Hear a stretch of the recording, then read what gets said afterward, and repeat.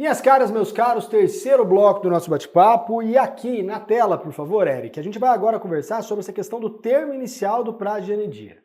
Porque veja, no bloco anterior eu encerrei dizendo o seguinte, ó, se a possessória for proposta dentro de ano e dia da turbação ou do esbulho, é rito especial, aquela baita vantagem da tutela provisória sem obedecer o 311, né? Agora, se for mais de ano e dia, é rito comum, e aí é mais difícil, a pessoa, se precisar da liminar, precisa provar o 300 ou 311 do CPC. Então você conclui comigo que é extremamente importante definir quando começa a contar esse prazo de ano e dia. Concorda comigo? E por que é tão importante definir? É importante definir porque dependendo se está dentro do ano e dia ou não, é rito novo, força nova, rito especial, é força velha, rito comum. Beleza? Então eu vou fazer aqui, ó, mais ou menos umas 3 ou 4 observações para ti a respeito desse termo inicial de ano e dia. Tá? Então a primeira delas, o interdito proibitório sempre é de força nova. O interdito proibitório sempre é rito especial. Por quê? Porque o negócio é o seguinte, não aconteceu esbulho ou turbação. Então o cara tá lá na beira da fazenda, haha, huhu, vamos invadir. Ele tá hoje, ele tá amanhã, ele tá depois. Sempre ele está ameaçando. Então, você na verdade não tem termo inicial, porque a ameaça ainda é presente. E portanto, enquanto a ameaça estiver ocorrendo, você está renovando o termo inicial. Você vai pensar assim, só vai então começar a contar se ele parar de ameaçar? Mas peraí, se ele para de ameaçar, você não precisa mais do interdito proibitório. Entendeu como é que é? Ou tem a ameaça, e você precisa do interdito proibitório, é força nova, porque a ameaça é presente, ou não tem mais ameaça. E se não tem mais ameaça, você não tem que contar um ano e um dia, porque você não precisa mais do interdito proibitório. Então é isso. Ação de interdito proibitório, aquela da ameaça, sempre é força nova. E essa foi a primeira observação. Segunda observação. A segunda observação é que se o esbulho e a turbação for permanente, quer dizer, os caras invadiram e ficaram. Os caras turbaram e ficaram. Ocuparam lá as 3 porteiras que tinham na beira da fazenda. Se o esbulho e a turbação forem permanentes, o ano e o dia conta do ato inicial. Então eles invadiram no dia 10 de janeiro. Beleza? É dia 10 de janeiro o termo inicial. E aí você vai contar um ano e um dia de 10 de janeiro. Tá bom? Ah, mas não é igual a ameaça? Que eles estão lá dentro, continua tendo um esbulho e, portanto, começa a renovar todo dia o prazo de um ano e um dia? Não. Aquilo funciona para ameaça. Para o esbulho e para a turbação, se for esbulho e turbação permanente, no dia da invasão do ato inicial, você começa a contar um ano e um dia. Fechado? Terceira observação. Se for esbulho e turbação repetido. Isso acontece muito em propriedade rural. O cara pega os animais dele e ele tem que dar uma baita volta na propriedade para poder chegar no rio para os animais beberem água.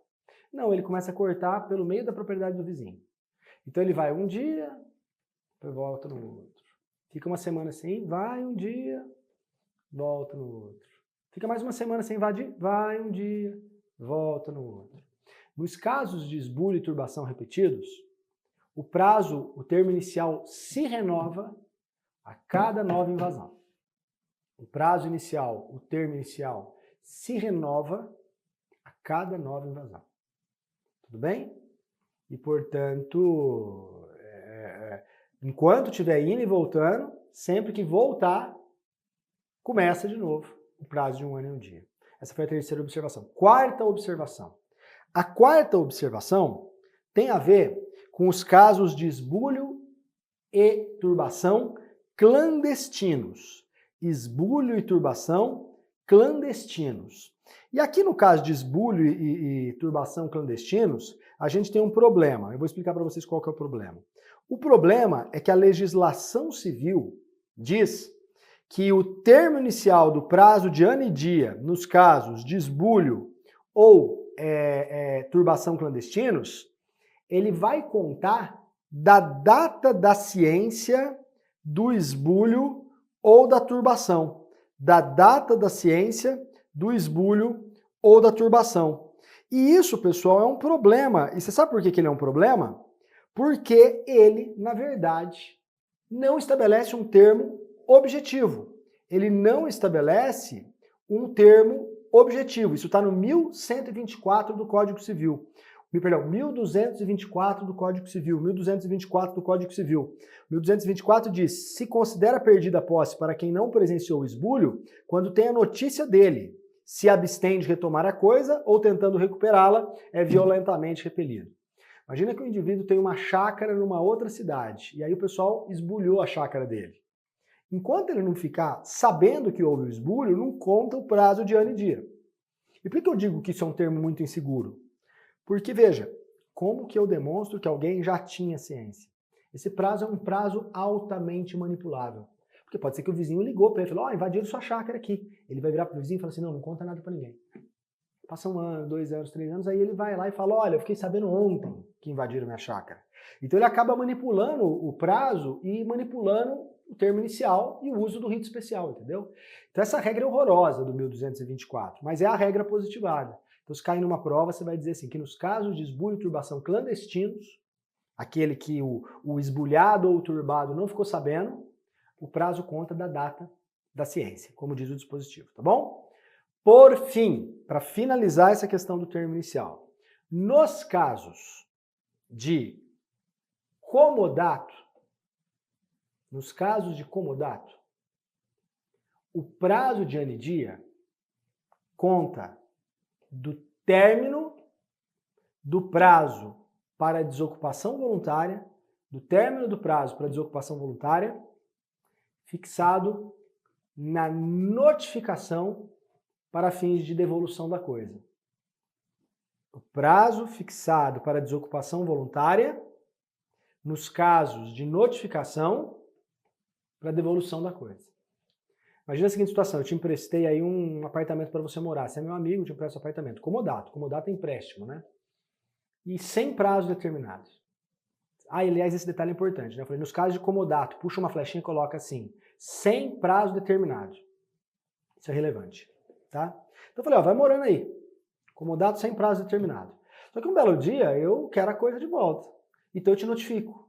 E eu digo, olha, eu queria que você me devolvesse a coisa e eu te fixo o prazo aí de 30 dias para você achar outro lugar para morar. Caso você não saia nos 30 dias que eu fixei, o termo inicial do prazo de ano e dia para eu entrar com a reintegração de posse contra você é o fim do termo fixado na notificação para desocupação voluntária. Então, se eu te notifiquei hoje, você tem 30 dias para desocupar. Se você não desocupou, considera que você está esbulhando e turbando a minha posse a partir deste 30º dia. E a partir daqui começa a contar 1, 2, 3, o prazo de ano e dia estabelecido, tá bom? Senhores, com essas considerações na tela, por favor, meu caro Eric, eu acabo, o bate-papo sobre essa questão da ação de força nova e da ação de força velha, beleza? E posso então evoluir para o item C, que é o item do objeto das ações possessórias de rito especial. Isso aqui a gente vai fazer uma análise muito mais por conta dessas duas súmulas que estão aí, súmula 228 e súmula 415, do que propriamente por algo maravilhoso, diferente que eu vou trabalhar para você. E aqui o negócio é o seguinte, ó. As ações possessórias, elas servem à proteção da posse. Todo mundo concorda, até pelo pedido ou a causa de pedir. E aí você tem que dar uma pergunta fazendo um passo atrás. Mas o que pode ser objeto de posse? Porque se as possessórias servem para proteger a posse, elas só vão proteger o que pode ser objeto de posse. E o que pode ser objeto de posse são coisas corpóreas, objetos corpóreos. Objetos corpóreos são aqueles que são possíveis de apossamento, de apropriação. E, portanto, só vai haver ação possessória para proteger objetos corpóreos, que são esses que são capazes de ser possuídos, que são capazes de ser apropriados. Então eu posso proteger a posse de uma terra, posso proteger a posse de um porco, de um carro, de um cavalo, de uma cômoda, de uma câmera, de um computador, de um celular. Porque todos esses são corpóreos e são capazes de serem apreendidos. Fechado? O que nos leva, agora sim, a duas perguntas, que são perguntas respondidas por essa súmula 228 do STJ e 415 do STF. Direitos autorais podem ser objetos de proteção processória? E a resposta é francamente negativa. Súmula 228 do STJ. E por que francamente negativa? Por uma razão simples. Direitos autorais são direitos incorpóreos, não são corporificados. E, portanto, aqui comigo, Eric, a súmula 228 vai dizer que é inadmissível o interdito proibitório para proteção de direito autoral. Turma, eu não estou dizendo que não pode ter proteção de direito autoral. É óbvio que pode, mas não através dos interditos possessórios, integração, manutenção ou interdito proibitório. Então, vou te dar um exemplo. Supondo que eu escrevi um livro, eu mandei para a editora, e a editora foi lá e publicou o livro em nome de outra pessoa. Né? Me deram o golpe. E aí o que acontece? Eu vou me valer de alguma medida para tirar os livros de circulação e proteger meu direito autoral. Eu não posso entrar com uma ação de reintegração de posse ou interdito proibitório da comercialização dos livros. Não. Eu posso entrar com ação de obrigação de fazer, ação de indenização, ação cominatória, mas não o interdito proibitório, não as ações possessórias, porque não objetivam defender bens incorpóreos. Fechado?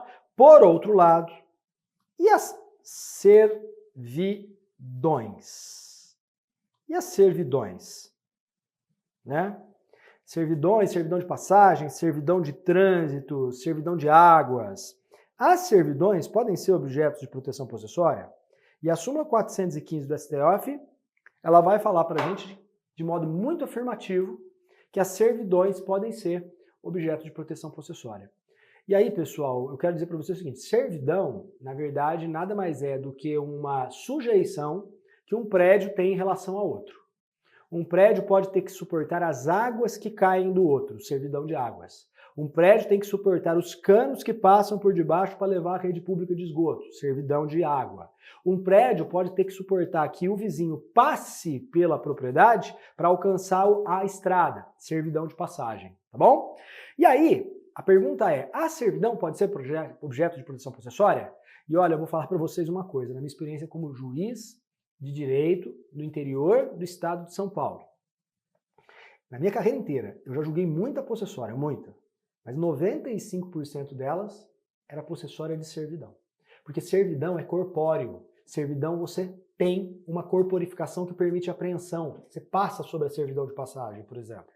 E o que acontece? O que acontece, muito mais do que essas invasões, bota o cara para fora, não. É o esbulho e a turbação de servidão. Dois vizinhos vivem 30 anos bem na zona rural. Bem, nunca teve problema. Esse vizinho aqui suporta que esse vizinho de cima passe cano, passe estrada para chegar no rio, para captar água no rio, para poder levar os animais lá no rio para beber água. Tá? Nunca teve problema. Até o dia que esse prédio que suporta a servidão, ele morre o dono. E o dono vende, os filhos vendem. O primeiro ato do novo dono, do novo possuidor do imóvel que recebe a servidão, é cortar os canos, proibir a passagem do vizinho. E aí esse vizinho, que já há 20, 30, 40 anos, usa da passagem, usa da servidão de passagem, usa da servidão de águas, ele entra com uma ação possessória. Para dizer, olha, eu tenho a posse faz 20, 30, 40 anos, eu já até adquiri a servidão por uso capião. Sim, já adquiriu até por uso capião muitas vezes. E o juiz vai proteger a posse da servidão. Eu já julguei muito mais dessas do que essas de invasão propriamente dito, tá? Tanto julguei muitas dessas que eu sei mais ou menos até a súmula 415 do STF de cor, de tanto que eu já apliquei. Ele diz alguma coisa mais ou menos assim, ó.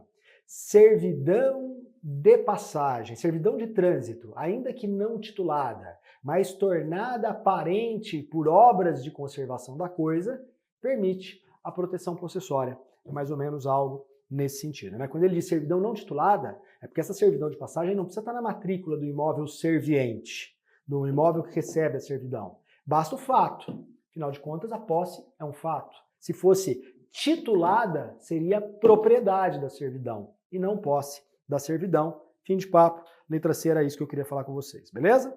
Depois, competência para julgar as possessórias. Para falar de competência, a gente sempre divide o estudo da competência, lembra, nos critérios que nós estudamos lá no intensivo 1. Critério funcional hierárquico, critério material, critério valorativo, critério territorial. E, obviamente, tudo que eu falei lá na aula do Intensivo 1 sobre a forma de lidar com a competência vale aqui.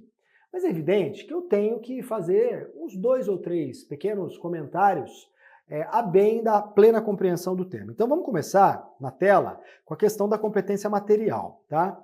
Se tiver ente federal, vai para a Justiça Federal. Se não tiver ente federal, fica na Justiça Estadual. Mas existe uma hipótese muito bacana de competência para possessória da trabalhista. Sim, isso virou até uma súmula vinculante do STF.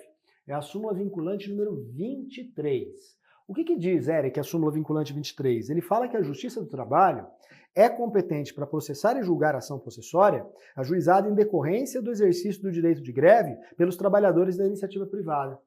O que acontece é o seguinte, você tem a greve de uma categoria e muitas vezes os grevistas ocupam o prédio da empresa. Essa galera é tudo seletista, tá? Tudo iniciativa privada. Então o proprietário, ele pode tomar medidas contra a greve, mas não é lícito o movimento de ocupar o prédio da fábrica, porque isso não é dos trabalhadores. Isso é do proprietário. Então, o proprietário perde a posse da fábrica, ele não consegue acessar a fábrica. Então ele vai entrar com uma ação possessória. Onde? Justiça do Trabalho. Nossa, Gajardoni, mas posse não tem nada a ver com o direito do trabalho. Mas o que interessa é a causa de pedir. Quem julga a legalidade ou ilegalidade de greve é a Justiça do Trabalho. Como a retomada da coisa tem como causa de pedir o exercício abusivo do direito de greve, está lá no 114 da Constituição Federal. E, portanto, quem vai julgar essa possessória é a Justiça do Trabalho, tá bom? Ah, e se fosse invasão de um prédio da Caixa Econômica Federal? Bem, aí quem proporia seria a Caixa Econômica Federal. A Caixa Econômica Federal é uma autarquia, é uma empresa pública federal. Sendo uma empresa pública federal, isso atrai a competência para a Justiça Federal. E, portanto, é o juiz federal que vai julgar a possessória, tá? Mas, ó, com todo respeito, federal, trabalhista, até tem possessória, como os exemplos que eu acabei de dar. Mas 99% das possessórias são na Justiça Estadual, porque envolve relações privadas, né? E, portanto, com essas considerações eu acabo a competência material. Depois, valorativo. Fique ligado na tela, por favor, minha cara Daisy, meu caro Eric, porque o negócio é o seguinte, não há, em regra, competência dos juizados especiais para poder julgar possessória por uma razão muito simples. Dificilmente um bem imóvel ou um bem móvel vai ser inferior a 40 salários mínimos. O cara, até no móvel, até é tolerável ser inferior de 40, mas o imóvel vai ser muito difícil de ter possessória na trabalhista, no juizado, porque é muito raro você ter um imóvel inferior a menos 40 salários mínimos. Ah, Gajardoni, mas eu sei que eu tenho um terreninho aqui do lado da minha casa que vale menos do que 40. Na tela. Existe, então, um dispositivo da Lei 9.099 que diz que é possível o manejo de ações possessórias na Justiça dos Juizados Especiais, desde que o imóvel não supere o valor de alçada e, portanto, apenas saiba que essa regra existe. Nunca na minha carreira de 25 anos de magistratura eu julguei no juizado uma possessória de imóvel por conta do valor de alçada, mas em tese pode ser cabível, beleza? Para finalizar, e aí sim é o que mais interessa, é a questão da competência territorial, tá? Territorial, competência do local do ajuizamento da ação. Onde que eu proponho? Já sei que é na federal, já sei que é na trabalhista, já sei que é na eleitoral, já sei que é na estadual, já sei que é no juizado. Pronto, já defini competência material, critério valorativo. Mas juizado de onde? Estadual de onde? Federal de onde? Trabalhista de que local? Essa é a pergunta que a gente faz quando estuda competência territorial, tá bom? Na tela. Quando for possessória de bem móvel, segue a regra geral do Código de Processo Civil, que é a regra do domicílio do réu, que segue a regra do domicílio do réu. Então você vê onde que mora o réu e propõe a possessória lá, tá bom? Ah, não interessa onde a coisa tá? Não interessa onde a coisa tá. A regra da legislação brasileira é a regra estritamente do domicílio do réu. Pode olhar o 46 lá, nas ações de direito obrigacional e nas de direito real sobre bem móvel, então segue-se a regra do domicílio do réu. O que interessa, aqui comigo, por favor, Eric, é a do bem imóvel. E sobre a do bem imóvel, eu tenho duas considerações a fazer contigo. A primeira é que ele diz que nas possessórias imobiliárias, atenção, possessórias imobiliárias, a competência é a do foro de situação da coisa, que tem competência absoluta, portanto, não cabe tergiversar sobre essa competência para julgar a ação. Então, se invadir a fazenda em Ribeirão Preto é o único local que pode julgar a possessória. Tá? Se a greve é a invasão do imóvel da fábrica em São Bernardo do Campo, só a Justiça do Trabalho de São Bernardo do Campo para julgar essa possessória. Se você tem invasão da prédio da Caixa Econômica Federal em Manaus, só a Justiça Federal de Manaus tem competência para julgar essa possessória por conta dessa regra do 47, parágrafo 2º. E se não for lá, corre-se o risco de ter vício nesse processo, pode caber ação rescisória da decisão, porque se trata de violação de uma regra de competência absoluta. Estamos falados? Ótimo. Agora aqui tem que tomar um cuidado. E esse cuidado, eu quero frisar isso com muita atenção. A regra do 47, parágrafo 2º, vale para as verdadeiras possessórias, que são esses casos fundados na ocorrência de esbulho, turbação e ameaça. Tá? Se for ação de rescisão de contrato acumulada com reintegração de posse, essa ação não é possessória. Essa ação é fundada em direito obrigacional. Por quê? Porque eu te vendi um imóvel que fica em Sorocaba, interior de São Paulo. Você não pagou as prestações. Então eu quero entrar com uma ação para rescindir o contrato, acabar com a compra e venda e retomar o imóvel, reintegração de posse do imóvel. O fundamento da retomada não é porque você praticou esbulho, porque você praticou turbação, porque você está ameaçando a minha posse. Não, é porque você não pagou o preço do contrato. Essa ação de rescisão de contrato acumulado com a reintegração de posse, ela não entra na regra do 47, parágrafo 2º. Esse é o entendimento dominante na jurisprudência brasileira, porque ela não é possessória sobre direito imobiliário, possessória imobiliária. Ela é uma ação de natureza obrigacional. E sendo de natureza obrigacional, ela cai na regra do caput 46.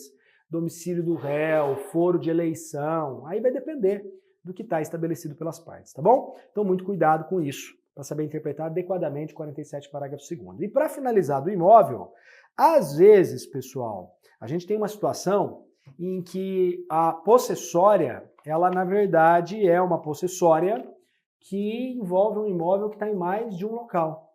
Às vezes em mais de um estado. Você tem fazenda que tem um pedaço em São Paulo e um pedaço de Minas Gerais, né? Às vezes você tem um imóvel, uma chácara que fica numa cidade, mas ela fica um pedaço numa cidade e uma cidade na outra. E nesse caso surge um esbulho, surge uma turbação, surge uma ameaça. E aí a pergunta é, nesses casos que o imóvel ele extravasa os limites territoriais de uma comarca ou de uma subseção judiciária, que é o nome da comarca na Justiça Federal, quem é o competente para julgar essas ações? E a resposta, meus caros, a gente encontra no artigo 60 do CPC. Ele vai dizer que se o imóvel se achar situado em mais de um estado, comarca, seção ou subseção judiciária, a competência territorial do juízo prevento estender-se-á sobre a totalidade do bem. Isso significa dizer que nos termos do 59, o juiz para onde foi distribuída a primeira ação, o juiz para onde foi encaminhada a primeira dessas ações, ele vai ser o competente para poder julgar essa ação e a decisão vale inclusive sobre o território da outra. Então se o juiz de uma cidadezinha pequenininha de 5.000 habitantes julgar a ação, a decisão dele pode valer na comarca do lado, que tem 200.000 habitantes, se a possessória começou a primeira do lado de cá, porque o imóvel, ele extravasa os limites territoriais dessa comarca. Com essas considerações, meu caro Eric, eu acabo o tópico da competência, letra D, e posso evoluir contigo para a letra E, que é o tópico da legitimação para poder julgar a ação, para poder propor a ação possessória, tá bom? Vamos começar, quando a gente estuda legitimidade, afirmando que a legitimidade a gente divide em legitimidade ativa e legitimidade passiva. Na ativa eu vejo quem propõe a ação. Na passiva eu vejo quem é réu na ação. E quando eu vou falar de quem pode propor a possessória, quem é legitimado ativo, eu consigo visualizar 4 possíveis legitimados ativos. O Eric pode soltar na tela. Vamos falar do primeiro. O primeiro, mais óbvio de todos, é o possuidor. É o cara que tem poderes, de fato, sobre a coisa, né? É o possuidor que está sendo esbulhado, turbado ou ameaçado. Aqui não tem mais nada para falar. Mas no segundo, já tem. O proprietário também pode propor ação possessória. E por que o proprietário também pode? Porque você não pode esquecer que o proprietário também é possuidor. Ou ele é possuidor efetivamente, porque ele não desmembrou o direito à propriedade, o exercício dos atributos da propriedade, o gozo, a fruição. Então, por exemplo, eu sou o proprietário, mas sou o possuidor da minha casa. Então, se invadirem a minha casa, eu posso me valer tanto da petitória quanto da possessória. Por quê? Porque eu sou ao mesmo tempo proprietário e possuidor. Mas mesmo que eventualmente o proprietário tenha desmembrado os atributos da propriedade, que é o direito ao uso, gozo, fruição, como no caso da locação, do comodato, do arrendamento, o proprietário mantém os termos do 1197 do Código Civil, que a gente já falou, a posse. Então, o proprietário pode se valer das possessórias sendo o próprio possuidor ou sendo apenas o possuidor indireto. Se invadiram a minha fazenda, que está arrendada, o arrendatário pode entrar com a possessória, mas eu, proprietário, também posso, inclusive em litisconsórcio com ele. Ele para defender a posse direta dele, eu para defender a minha posse indireta. Por isso que a larguíssima maioria dos proprietários se valem das possessórias em detrimento das petitórias. Fechado? Vem aqui comigo, por favor. Um outro espetáculo de entendimento do Superior Tribunal de Justiça, porque é muito bacana mesmo esse entendimento, é a figura do compossuidor. O compossuidor, ele pode, inclusive nos termos do artigo 1314 do Código Civil, a gente já falou bastante desse artigo lá nas aulas de litisconsórcio, o compossuidor, ele também pode defender a coisa. E o compossuidor é o cara que tem a posse partilhada. Eu e meus irmãos herdamos uma chácara. Nós quatro somos os proprietários e possuidores dessa chácara.